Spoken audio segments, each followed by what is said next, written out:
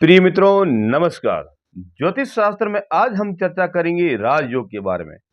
राजयोग का निर्माण कैसे होता है और राजयोग के अंदर शुभ कार्य करने पर क्या उसके फल मिलते हैं, इसके बारे में हम चर्चा करेंगे। ज्योतिष शास्त्र में कई प्रकार के योगों के बारे में बताया जाता है। कई योग शुभ होते हैं और कई योग अशुभ भी होते हैं। हर योग का निर्माण अलग अलग तरीके से होता है। किसी योग का निर्माण तिथि और वार से होता है, तो किसी योग का निर्माण तिथि और नक्षत्र से होता है, तो किसी योग का निर्माण तिथि, वार और नक्षत्रों के संयोग से होता है। तो ये 3 प्रकार के योगों का निर्माण होता है। तो ये निर्माण योग का होता है, तो जिस योग का जिस प्रक्रिया से निर्माण होता है, वो योग शुभ और अशुभ फल देते हैं। तो इनमें से एक योग है राजयोग। जिस प्रकार सर्वथा सिद्धि योग या अमर सिद्धि योग या अन्य कई प्रकार के योग का निर्माण होता है, उसी प्रकार एक राजयोग का भी निर्माण होता है। ये राजयोग एक प्रकार का शुभ योग है। इस योग में हम जो भी कार्य करेंगे उसमें हमें अवश्य सफलता मिलती है। तो राजयोग का निर्माण किस प्रक्रिया से होता है? राजयोग का निर्माण का प्रक्रिया 3 प्रक्रिया से होता है। पहला है तिथि, दूसरा वार और तीसरा नक्षत्र। इन तीनों के मिलने से एक राजयोग का निर्माण होता है और इस राजयोग में हम कोई भी शुभ कार्य करेंगे तो वो हमारा कार्य सफल हो जाएगा, उसमें हमें सफलता अवश्य मिलेगी। तो इस राजयोग का निर्माण किस प्रक्रिया से होता है? जैसे तिथियों में से द्वितीया तिथि, तृतीया तिथि, सप्तमी तिथि, द्वादशी तिथि और पूर्णिमा, ये तिथियां हो।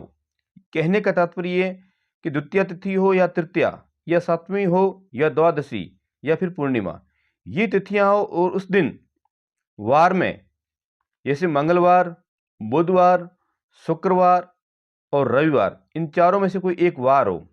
इसी प्रकार नक्षत्रों में से जैसे भरणी, मृगशिरा, पुष्य, पूर्वा फाल्गुनी, चित्रा, अनुराधा, पूर्वाषाढ़ा, धनिष्ठा, उत्तरा भाद्रपद, इन नक्षत्रों में कोई भी नक्षत्र हो और इन वारों में से, इन नक्षत्रों में से या इन तिथियों में से कोई आपस में इन तीनों का संयोग होता है, तब जाकर के ही राजयोग का निर्माण होता है। जैसे उदाहरण के तौर पर मान लीजिए आज द्वितीया तिथि है और आज के दिन वार मंगलवार है और आज का जो नक्षत्र है मृगशिरा, तो आज का जो योग बनेगा वो राजयोग बनेगा और इस योग में हम कोई भी किसी प्रकार का शुभ कार्य करेंगे तो हमें अवश्य ही सफलता मिलेगी।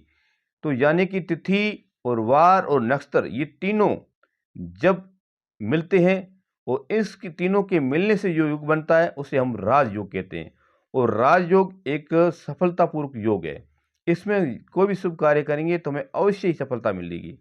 तो हम इसमें चाहे धार्मिक काम कर सकते हैं, चाहे सामाजिक कार्य कर सकते हैं या राजनीतिक संबंधित या फिर कोई नौकरी के समय, जॉइनिंग के समय हम कार्य कर सकते हैं या कहीं अन्य क्षेत्र में हम कार्य करने के लिए जाए, तो इस योग में हम अगर जाने की कोशिश करेंगे तो वो हमारा कार्य अवश्य सफल होगा।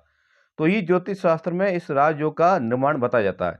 जिस प्रकार अमर सिद्धि योग में जितने भी हम कार्य करेंगे तो वो हमारे कार्य सिद्ध होते हैं, उसमें किसी प्रकार के अनिष्ट होते हैं तो वो भी दूर होते हैं, चाहे उस समय हमारा कितने भी ग्रह नक्षत्र ठीक ना हो। लेकिन जब सर्वथा सिद्धि योग में या अमर सिद्धि योग में जिस प्रकार हम कार्य कर सकते हैं, उसी प्रकार हम राजयोग में अगर शुभ कार्य करेंगे तो हमारे ग्रह नक्षत्र कितने भी खराब हो, लेकिन उस योग में कार्य करने पर वो कार्य हमारा सफल होगा, उसमें हमें अवश्य सफलता मिलेगी और उस कार्य में हमें कहीं न कहीं बाधाएँ जो आ रही है वो दूर हो जाएगी और हमें अवश्य सफलता मिलती है। तो इस प्रकार राजयोग में हम कार्य करने पर हमारा कार्य सफल हो जाता है। तो मेरा चैनल पसंद आया हो तो सब्सक्राइब कीजिए, लाइक कीजिए, कमेंट कीजिए, शेयर कीजिए। राधे राधे, जय श्री कृष्णा।